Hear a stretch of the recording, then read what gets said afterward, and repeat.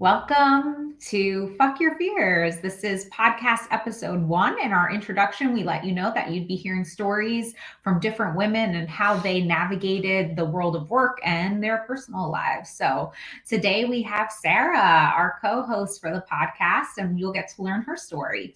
So, Sarah, if you could just tell us a little bit about your childhood. What was it like being little Sarah? Oh, wow. Okay. So little Sarah. All right. Let's see. I have three older sisters. My mother and father had 3 and 3 years. And so I was the baby, and I was the baby. My nickname was Brat, like Brat, because I was a little brat.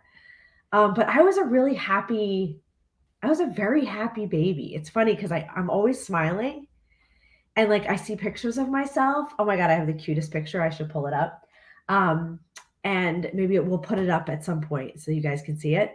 And I'm literally cheesing from ear to ear. So I think I was just a really curious, happy, liked to be around people, loved playing basketball, and loved doing ceramics. So, like every Saturday, I lived in a square mile town in New Jersey. And every Saturday, my mother, which was kind of like awesome for her because she had a built in babysitter, I was so excited because I would go play basketball every Saturday. And then right after basketball, I would go and do ceramics at the Martiniks. Shout out to the Martiniks. And we would paint. So it was like really fun because it was creative and you got to use your hands. And like I also got to play sports.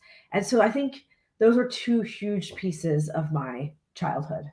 And my two sisters and I shared a room for a really long time until Susan. I have Karen, Susan, Marla, Sarah. And then Susan left and had her own room, and Marla and I always shared a room. And Marla's gonna laugh because I used to like we used to sleep at night and hold pinkies. Aw. So Aw. so yeah, I think I was a pretty happy kid. And what was your first childhood job or job you had as a teenager? It was working at a yogurt store at the mall and giving out free yogurt. My friends used to come and visit, and I used to like give out. I think I gave out more than I probably made for that place. Everything yogurt, and I used to make myself a vanilla. And that's when I started. I was like, oh, I really like coffee. I'd make like a vanilla yogurt, like ice cream, Mhm. and put hot coffee in it, and I'd make it, and I'd take it home every night, and then I'd go to sleep, which is kind of interesting. So I guess caffeine doesn't affect me. No. But yeah, that's what I did. Do you still have yogurt today and frozen No, I yogurt? don't. Okay. Yeah, I don't. You had enough of it when I you were did. younger. I did. Yeah. Okay. Yeah. What do you think that job taught you, if anything, as you started working and thinking about work? That I like to have, like, again, it was kind of like I enjoyed seeing people. I enjoyed being around people. And I enjoyed seeing my friends. So it was more um I didn't really understand, like, I mean, I understood work ethic, but I think that wasn't just kind of like just need some money, Yeah. right? So I don't think, though, I don't know if it taught me too much, that one, but it was a great experience because it was like right across the street from the school, and I got to make a little bit of cash. So Yeah. yeah. So if you can share with us one challenge that you had while you were growing up, and then something you might always remember, just something that you take with you growing up. A challenge. Let's see. I would say being the youngest of four, it was I have very strong willed sisters, and being my last name is Vandermark. And so being a Vandermark in a square mile town where your father has a very big um, personality, you could say, and feeling like every time I introduced myself, somebody would say like, which, oh, oh, you're this Vandermark, or they would associate me with. So I wanted to have my own identity and didn't when I was in a square mile town. So grew up with the same kids, grew up with the same, like everything was just the same. And so in ninth grade, I was really into basketball. Like it's kind of interesting, like thinking back on like the decisions I made as a little kid. And I decided in ninth grade, I had my parents taking me to this Catholic school that had a really great basketball program. It was Immaculata High School. They had these three girls I have to do shout outs for people, right? Maureen, Colleen, and Melanie were above me, a year above me, and they were just really great basketball players. And I loved going and watching them play. And it's funny now looking back on it, I realized I was good, but I wanted to surround myself with greatness, even like back then. And so I was like, I want to go to this school because these girls are great and I want to learn from them. And so I decided, I asked my parents, can I transfer high schools? Which, like, my sisters were legacies at, like, not legacies, but Vandermarks. Everybody knows the Vandermarks still to this day. So it was kind of interesting to decide, no, I want to create my own path and go to a high school where I knew no one. And I transferred in 10th grade, not even in ninth grade. And these kids back then all knew each other from when they were little as well, because they came from all different high schools. Sorry, all different middle schools. And so I just was like, I'm going to do it. And I didn't even think, and I still to this day, like, my parents paid for that. And my parents didn't have a lot of money. They didn't even talk to me about that it cost money. They just said, okay, which, like, God bless them for doing that. And it was one of the best decisions I ever made. So it was a challenge, but it was also pushed me to say, like, I'm going to be different and I'm just going to transfer high schools. Yeah. So I transferred high schools when I was in 10th grade. I met some of my best friends to this day. And you love meeting new people. So that's been part of your personality throughout. Yeah. Yeah. I always, whenever there was a new kid in that came to our school, even middle school, I would always be like, my name is Sarah. And I'm going to make you welcome community. Yeah. I'm going to make you comfortable. And so, yeah, that's always been Sarah. Yeah, it has. Yeah, it's kind of interesting to look back because I was like, I don't think a lot of people do that. Like, just change high schools. Yeah, they don't. They definitely don't. No. So, unless there's a family move, but otherwise, no, people aren't moving like that. Yeah. That's awesome and courageous. Thank you. And in our introduction, you mentioned over 25 years experience in higher ed. So how did you get into higher education? That's a great question. The good story or the bad story or the ugly story? No, the ugly one, yeah. So the real one. Or the real one. So my parents didn't go. My dad went for a semester and dropped out of college and joined the Marines. So he was 18, 19 years old when he went into the Marines. My mother didn't go to college. And so Karen, my oldest sister, went to community college. Susan went to another college. And then Marla went. And so my understanding of college was like, okay, you go. But I never really looked into, like, where. And so I followed Marla. So I went to Susan's, I went to Marla's, and I thought, like, who has like better parties? That's how which is not the best way to go about looking for a college, by the way. We'll talk about that in episode 10. So it was a small school. And I was like, all right, this is fine. I'll go there. And I decided to play basketball there too, which was crazy. So I go, I'm not the best basketball player, by the way, but I'm like, I could do this. 6 a.m. practices, craziness. But I got in a little bit of trouble. A little bit of, drinking, just a little drinking. Kind of fell, hurt myself. I'm a big faller. So fell. And the dean of students, my freshman year, was like, who is that girl? And she needs to come and introduce herself to me. So my sister Marla was like she was an RA. She was good. And then me. And so Dean Lampy Graw, who a lot of people from Wilkes University still to this day love this woman, basically brought me into her office and was kind of like, you've got to get your shit together. And I was like, I do. I kind of did over the 4 years. I was a 3-6 student, but I just learned how to manage myself. But she got me really interested in, like, orientation. I was an orientation leader every year. I got into student government. I played basketball. I, like, learned about her job. So I was, like, really, like, loving, like, the whole higher ed thing. And then my senior year of college, I thought to myself, I cannot move home. which we all know this feeling of like, there is no way I am stepping foot in my parents' house ever again as an adult. But I was like, I don't know what I'm supposed to do with the psychology, sociology degree because I was a double major. And I decided again, I realized like along the way, I'm like, oh, I am a little bit of an entrepreneur. I decided to create my own course, and I created a 3-credit course to learn about higher education, learn about like student government, how does it function, residence life, how does that function, judicial affairs, dean of students, all of these things.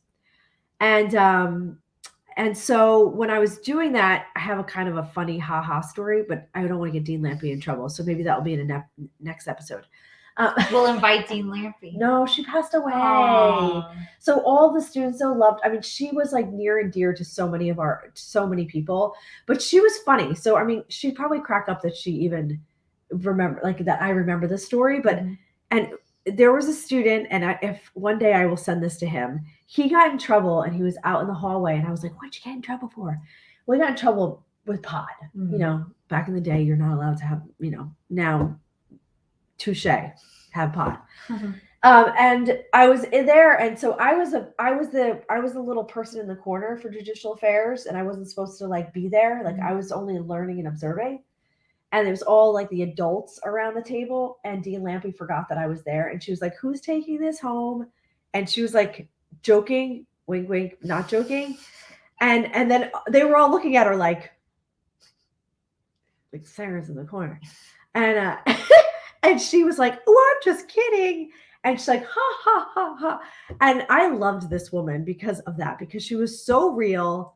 She was so funny. And I was like, I was like, I want to be her. Not because she was taking the pot home, but because she was like, it was free-spirited, fun. We're students. We make mistakes, right? She was lighthearted about mistakes that were just normal things that, yes, that students are doing. And so that was when I was like, oh, you know what? I love this. Like, I love that she understands us. Like, she sees us and she expects greatness, but she also understands we're going to fall on our face, literally.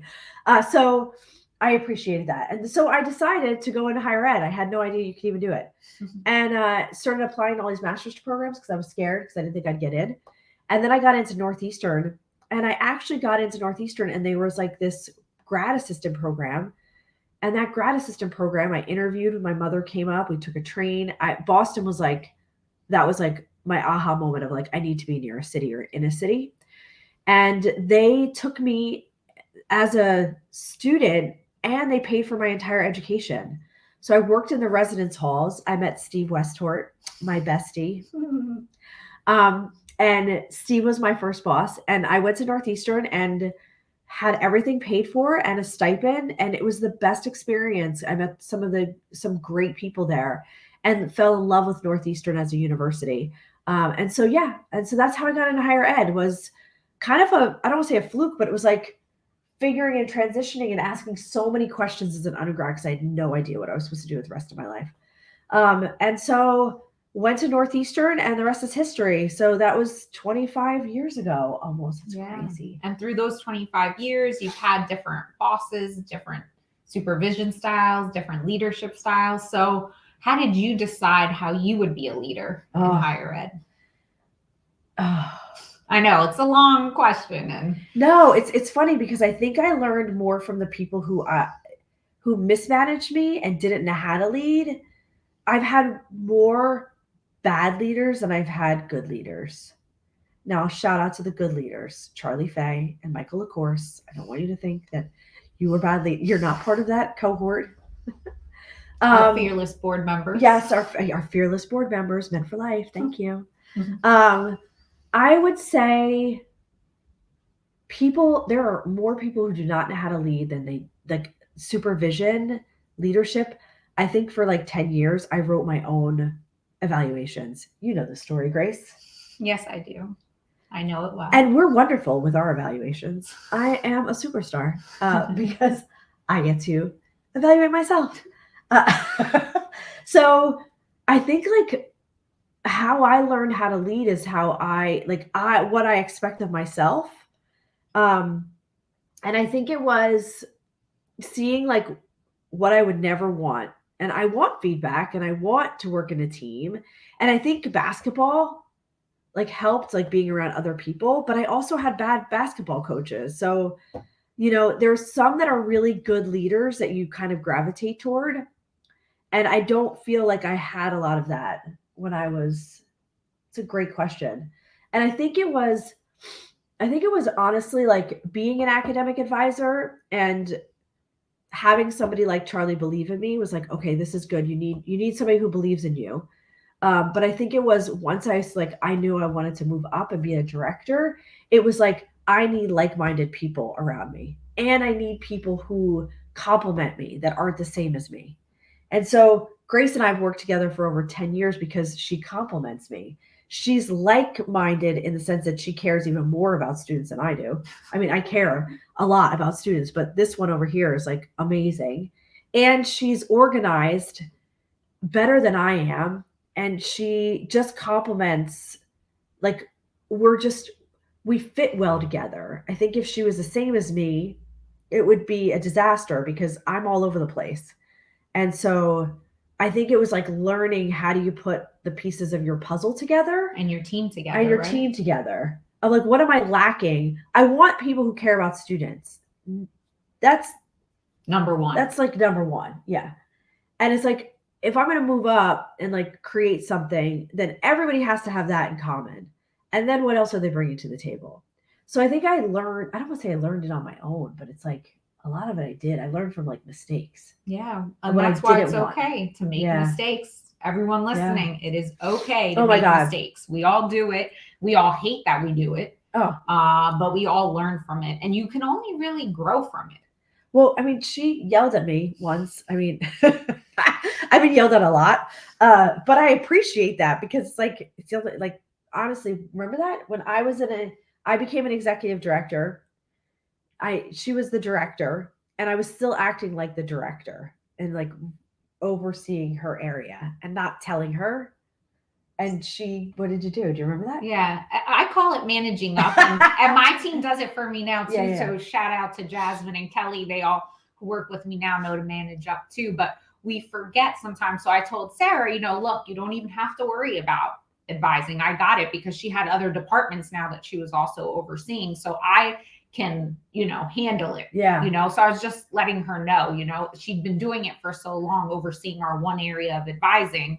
So she was still taking on that role, like, oh, this is what the advisor should do, and this is what we should plan. And I said, that's awesome, but I got it. And so many words. I learned from that. You hire people that you trust, so you don't have to do their job for them. Exactly. And so it was like a huge learning experience for me because I had never done anything like that before, to just let it go and know it was in great hands.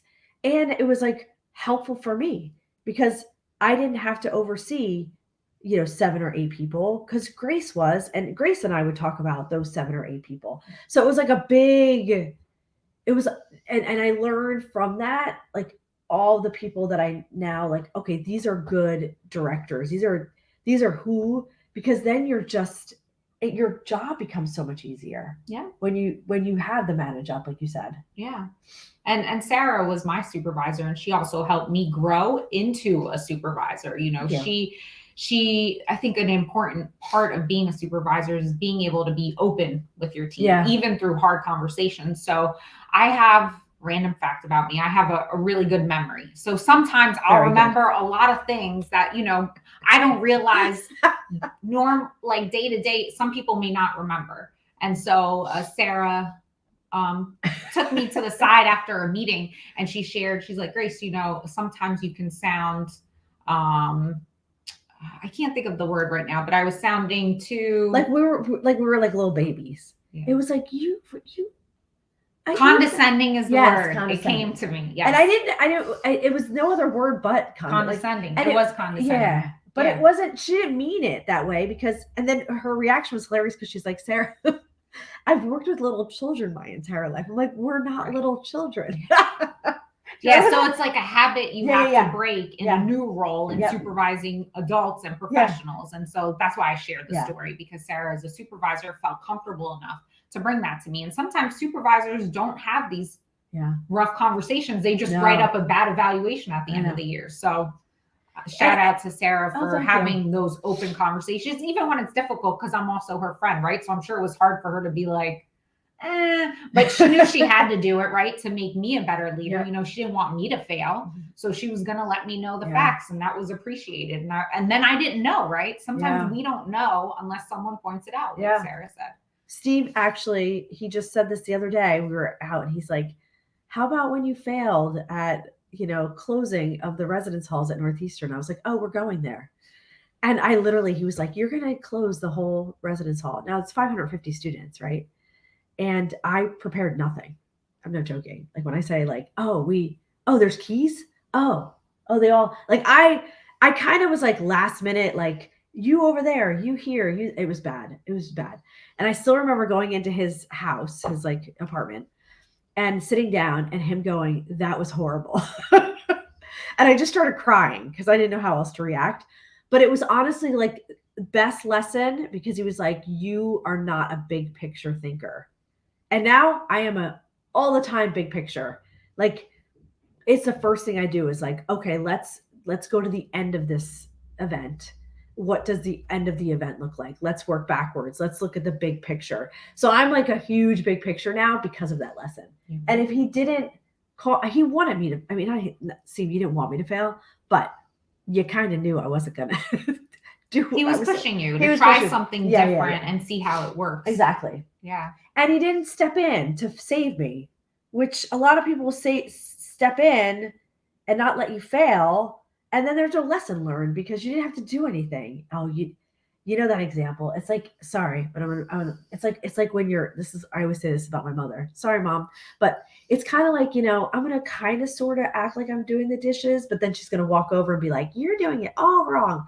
And then she's going to put in the dishes for you. And then you're like, oh, I don't have to do it anymore. Mm-hmm. You know that trick.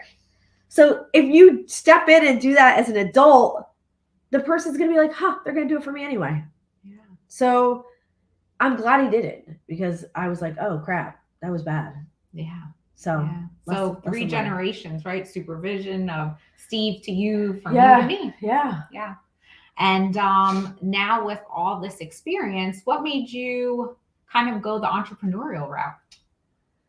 That's a great question. The tough questions here. Oh my God.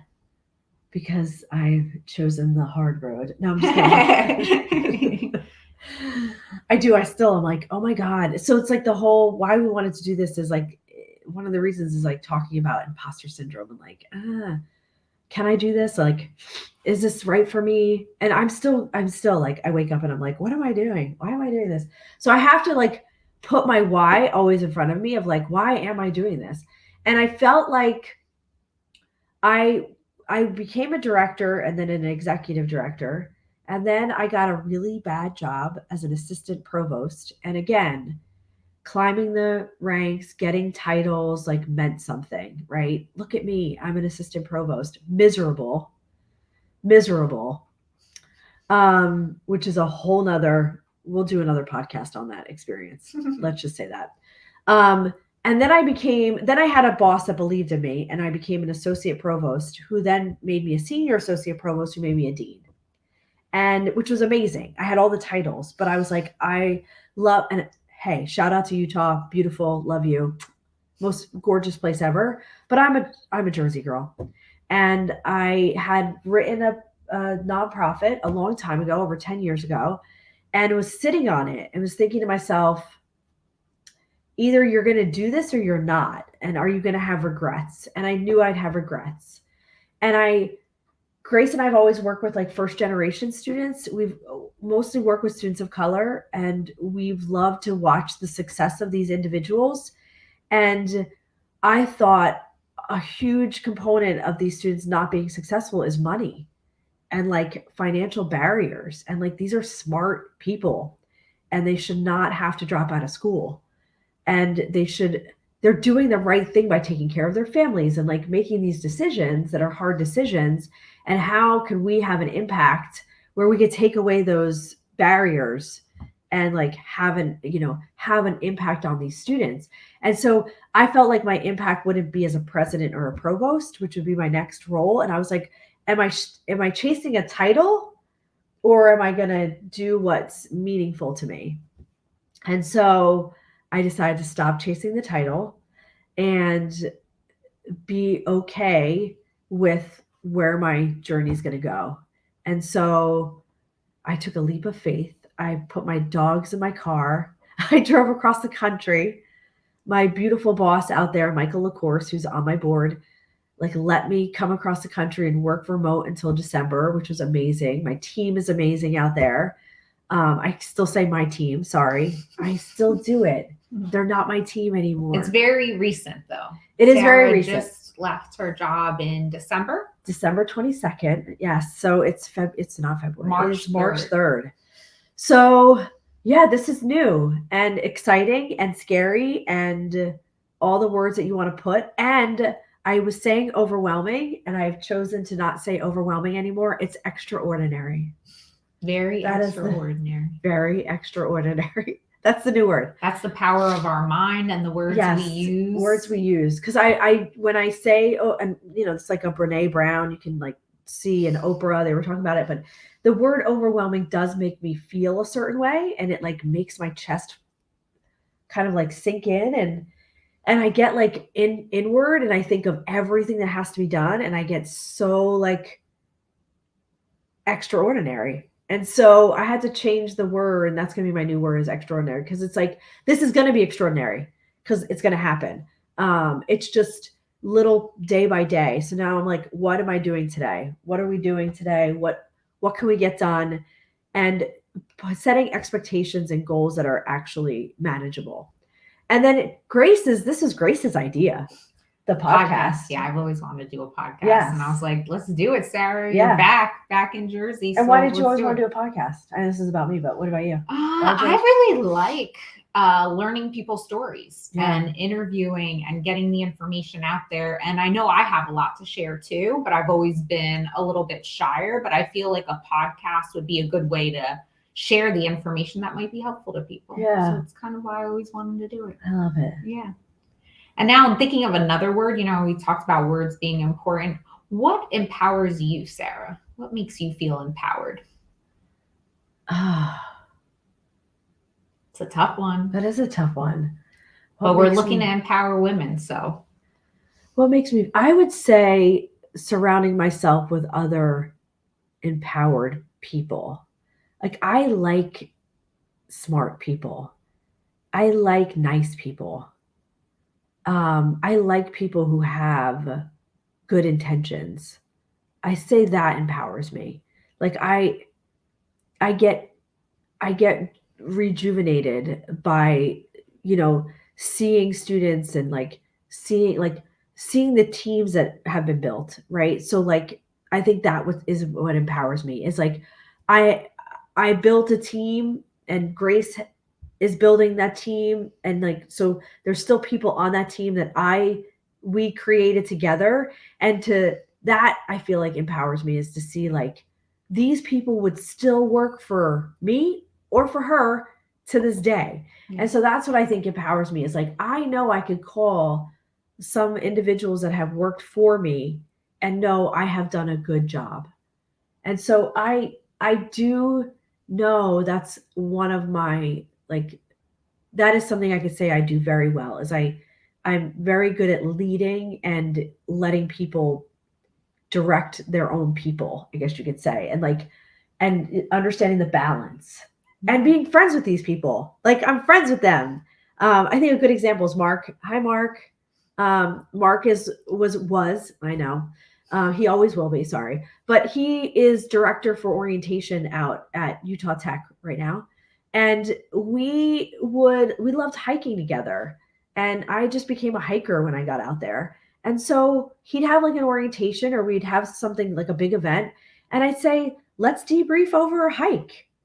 And so we would walk on the hike. We talked about work the whole time. I mean, people talk about work all the time. Mm-hmm. And then we get to the end of the hike, and we bring out our lunch, and we'd have like our little notepads, and we'd have like our, he brought his notes, and we just sit there for an hour and talk about work and like what went well, what didn't. And that was our way. Like, we think that we have to sit in an office, right? We have to like, if you're not there, you're not present, you're not working. That's not true. So that experience between the two of us like bonded us so well. And so I feel like it's like honoring your team and like that. So that's what empowers me, is like being surrounded by all these people that are just so awesome. Yeah. Yeah. That's awesome. Yeah. Now, before we end today, I was going to do a quick fire round of questions. Okay. I'm not prepared. So knowing like your favorites of things to Okay, help you prepare. So we'll go with favorite color. Start simple. Purple. Easy Purple. one. I started easy. Okay. Favorite book? Barbara Kingsolver, The Poisonwood Bible. Oh yeah, that's a good one. Yeah. I read that one too. It's After so you good. recommended it, actually. And it's about 4 sisters. I come from 4. There you go. Favorite song? Oh, geez. And if you can't do song, then favorite artist. Oh, can I have more than? Yeah. Okay. A few favorite songs. Feel free. I would say Pink. Pink. As a favorite artist. Oh, I love you, Pink. And I think I have a little crush right now on Dermot Kennedy. Me and my friend Stacy. Mm-hmm. Yeah, he's pretty. And Mumford and Sons. Yeah. Sorry, I had to do 3. Not a favorite song, but I'd say those 3 are like, they're up there. All right. Favorite movie? Oh, The Goonies. I have to go old school. I gotta go old school. Hey, you guys. little chubby. Oh my God. Ourselves. It's so funny. And like there's a new like Outer Banks, which is like a Netflix, but it so reminds me of like The Goonies now. But I was like, oh, I got kind of a little attached to it because it reminded me of The Goonies because they're like on a treasure hunt. All right, 2 more. Favorite food? Oh, God, seriously? I love food. You can name a few. I would, okay. Is it just favorite foods or like favorite restaurants? Sure.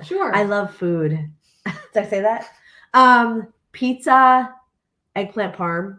Yes. Like at a really good place, like a real Italian place, eggplant parm and pizza. I mean, it's both Italian food.